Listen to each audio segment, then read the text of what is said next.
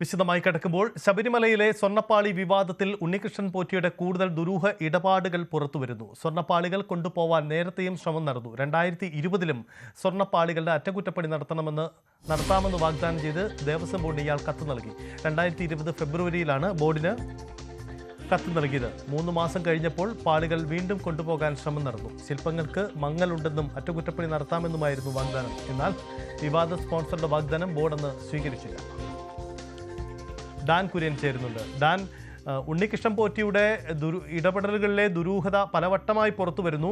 ഇയാൾ കൊണ്ടുപോയത് അവിടെ ഒരു ബാംഗ്ലൂരിലെ ഒരു അയ്യപ്പ ക്ഷേത്രത്തിൽ ഈ സ്വർണ്ണപ്പാളികൾ കൊണ്ടുവച്ചു എന്നും മറ്റുമുള്ള തെളിവുകൾ ഇന്നലെ പുറത്തു വന്നിരുന്നു. ഇതിനിടയിലാണ് വീണ്ടും പലവട്ടം ബോർഡിനെ സമീപിച്ചു എന്ന വിവരം കൂടി വരുന്നത്. എന്താണ് ഇതിന്റെ വിശദാംശങ്ങൾ?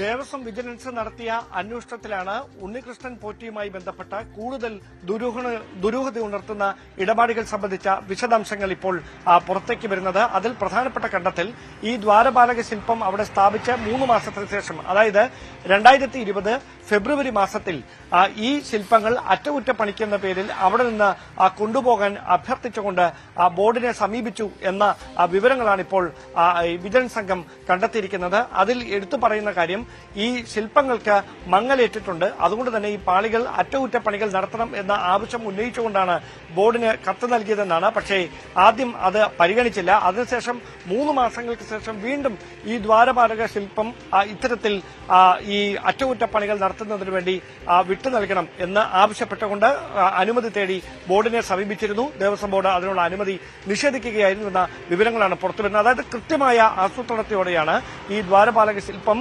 അറ്റകുറ്റപ്പണിക്കുന്ന പേരിൽ എവിടെ നിന്ന് ചെന്നൈയിലേക്ക് കൊണ്ടുപോയത് എന്ന കൃത്യമായ വിവരങ്ങളാണ് ഇപ്പോൾ ദേവസ്വം വിജിലൻസിന്റെ അന്വേഷണത്തിൽ പുറത്തുവരുന്നത്. അങ്ങനെയെങ്കിൽ ഉണ്ണികൃഷ്ണൻ പോറ്റി എന്ന ഏക വ്യക്തി മാത്രമാണോ ഇതിന് പിന്നിൽ, അതോ മറ്റേതെങ്കിലും സംഘത്തിനു വേണ്ടി ഈ ഉണ്ണികൃഷ്ണൻ പോറ്റി പ്രവർത്തിക്കുകയായിരുന്നു എന്ന സംശയം ബലപ്പെടുത്തുന്ന തരത്തിലുള്ള കണ്ടെത്തലുകളിലേക്കാണ് വിജിലൻസ് സംഘം കടക്കുന്നത്. എന്തായാലും ഈ ദുരൂഹ ഇടപാടുകൾ സംബന്ധിച്ച വ്യാപകമായ അന്വേഷണമാണ് ഇപ്പോൾ ദേവസ്വം വിജിലൻസ് നടത്തിക്കൊണ്ടിരിക്കുന്നത്. ഒരുപക്ഷേ ഉണ്ണികൃഷ്ണൻ പോറ്റിയെ വിളിച്ചു വരുത്തി വിശദമായി ചോദ്യം ചെയ്യുന്നതടക്കമുള്ള തുടർ നീക്കങ്ങളിലേക്ക് കൂടി വിജിലൻസ് വൈകാതെ കടക്കുമെന്ന സൂചനകളാണ് ഇപ്പോൾ പുറത്തുവരുന്നത്. യെസ്, ഉണ്ണികൃഷ്ണൻ പോറ്റിയുടെ ഈ ഇടപാടുകൾ അങ്ങേയറ്റം ദുരൂഹം എന്ന കാര്യത്തിൽ തർക്കമില്ല. അതാണ് നടക്കുന്ന നീക്കവും.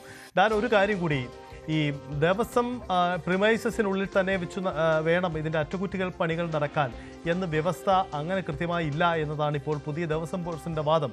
അദ്ദേഹം ഇന്ന് കൊച്ചിയിൽ മാധ്യമങ്ങളോട് പ്രതികരിച്ചപ്പോൾ അത്തരം ഒരു നിലപാടെടുത്തത്. തൻ്റെ കാലത്ത് തന്നെ കൊടിമരം സ്വർണ്ണം പൂശാനായി പലതവണ പുറത്തേക്ക് കൊണ്ടുപോയി എന്നാണ് അദ്ദേഹത്തിൻ്റെ വാദം. പക്ഷേ ഇവിടെ ഉയരുന്ന ഒരു കാര്യം, എങ്ങനെ ഈ കൃത്യമായ ചട്ടങ്ങൾ പാലിക്കാതെ പുറത്തേക്ക് കൊണ്ടുപോയെന്ന ചോദ്യമാണ്. ഒരുപക്ഷേ PS പ്രശാന്തിൻ്റെ കാലത്ത് ഹൈക്കോടതിയെയും സംവിധാനങ്ങളെയും അറിയിച്ചിട്ടാവും ഉണ്ടാവുക. പക്ഷേ 2019 ഈ വിവാദ കാലഘട്ടത്തിൽ ഇത് പുറത്തേക്ക് ഈ സ്വർണം പോയപ്പോൾ അത് ഹൈക്കോടതിയെ അറിയിച്ചിട്ടില്ല, സ്പെഷ്യൽ കമ്മീഷണറെ അറിയിച്ചിട്ടില്ല, ബന്ധപ്പെട്ടവരെ അറിയിച്ചിട്ടില്ല, തിരുവാഭരണം കമ്മീഷണർ അതിന് അകമ്പടി സേവിച്ചു പോലുമില്ല എന്ന പ്രധാനപ്പെട്ട വിവരങ്ങൾ കൂടി വന്നിട്ടുണ്ട്. ഒരു കാര്യം വ്യക്തമാണ്, ബോർഡിൽ ഈ വിഷയം കൈകാര്യം ചെയ്തതിൽ ചില പിഴവുകൾ പറ്റി എന്ന കാര്യം പരോക്ഷമായെങ്കിലും ഇവർ അംഗീകരിക്കുകയാണ്. അതേസമയം ഇപ്പോൾ ഇത് കൊണ്ടുപോയതിന് അനുമതി വാങ്ങേണ്ടതില്ല എന്ന് പ്രശാന്ത് നിലപാടെടുക്കുന്നതിന് കാരണം എന്താണ്?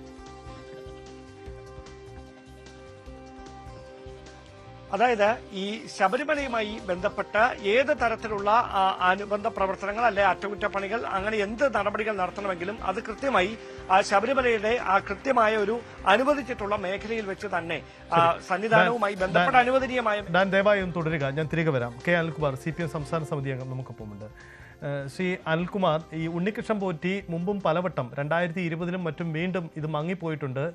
വീണ്ടും ഇത് സ്വർണം പൂശിത്തരാം, ഇത് തിളക്കിത്തരാം എന്ന് വിട്ട് ബോർഡിനെ സമീപിച്ചു. പക്ഷേ ബോർഡ് അന്ന് ആ ദിവസങ്ങളിലൊന്നും ഇതിന് അനുമതി നൽകുകയോ അതിൽ വീണു പോവുകയോ ചെയ്തില്ല. അതതിൻ്റെ അർത്ഥം ഉണ്ണികൃഷ്ണൻ പോറ്റി തുടർച്ചയായി ഇത്തരം നീക്കങ്ങൾക്ക് ശ്രമിച്ചു. എന്തുകൊണ്ട് ഉണ്ണികൃഷ്ണൻ പോറ്റിയെ തിരിച്ചറിഞ്ഞില്ല എന്ന ചോദ്യത്തിന് യഥാർത്ഥത്തിൽ ബോർഡ് തന്നെ ഉത്തരം പറഞ്ഞേ മതിയാവും. ശ്രീ അനിൽകുമാർ, ശ്രീ കെ അനിൽകുമാർ കേൾക്കാൻ കഴിയുന്നുണ്ടോ? ശ്രീ അനിൽകുമാറിലേക്ക് മടങ്ങി വരാം. ഡാൻ, എന്തായാലും നമ്മൾ പറഞ്ഞു വരുന്നത് പോലെ ഇക്കാര്യത്തിൽ ദേവസ്വം ബോർഡ് തന്നെ വിശദീകരിക്കേണ്ടി വരും. ഇപ്പോൾ പ്രശാന്ത് തൻ്റെ കാലഘട്ടത്തിലും ഇത് പുറത്തേക്ക് കൊണ്ടുപോയി എന്ന് പ്രശാന്ത് ഇപ്പോൾ ഇത് പറയുന്നതിൻ്റെ സാഹചര്യം എന്താണ്?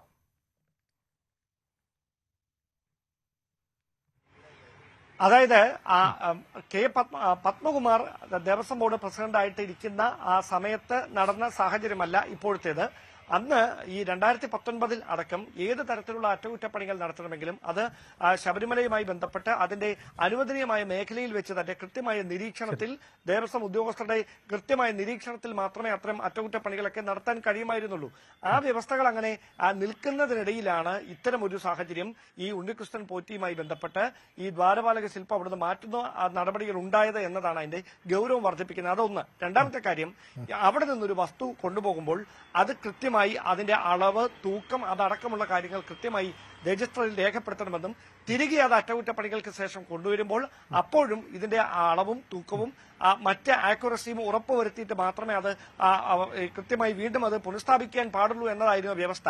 അത് പാലിക്കുന്നതിൽ വീഴ്ച സംഭവിച്ചിട്ടുണ്ട് എന്ന് പറയാതെ പറയുകയാണ് അന്നത്തെ ദേവസ്വം ഉദ്യോഗസ്ഥരടക്കം. പക്ഷേ നിലവിൽ ദേവസ്വം ബോർഡ് പ്രസിഡന്റായ PS പ്രശാന്ത് അങ്ങനെ ഒരു നിയമം നിലവിലില്ലായിരുന്നു എന്ന് പ്രതികരിക്കുന്നുണ്ടെങ്കിൽ ഒരു പക്ഷേ അത് അവിടെ നിന്ന് കൊണ്ടുപോയത് വലിയൊരു വിവാദമായി മാറുന്ന ഒരു സാഹചര്യത്തിൽ അതിനെ പ്രതിരോധിക്കാനായി അദ്ദേഹം നടത്തുന്ന ഒരു പ്രസ്താവന എന്ന് മാത്രമേ ഇപ്പോൾ അതിനെ കാണാൻ കഴിയുള്ളൂ. എന്തായാലും ഉണ്ണികൃഷ്ണൻ പോറ്റിക്ക് പിന്നിൽ ആരോ ഉണ്ട്, മറ്റാരോ ഉണ്ട് എന്നൊരു സംശയം നിലവിലെ സാഹചര്യത്തിൽ ബലപ്പെടുത്തുന്ന തരത്തിലുള്ള കണ്ടെത്തലുകളിലേക്കാണ് ദേവസ്വം വിജിലൻസ് സംഘം വരാം. കെ അനിൽകുമാർ, CPM സംസ്ഥാന സമിതി അംഗം നമുക്കൊപ്പമുണ്ട്. അഡ്വക്കേറ്റ് അനിൽകുമാർ, ഉണ്ണികൃഷ്ണൻ പോറ്റി വീണ്ടും ഇടപെടലുകൾക്ക് ശ്രമിച്ചു. 2020 താനിത് എനിക്ക് തരാമെന്ന് ആവശ്യപ്പെട്ട് ബോർഡിനെ സമീപിച്ചു. പക്ഷേ ബോർഡ് അന്ന് വഴങ്ങിക്കൊടുത്തില്ല.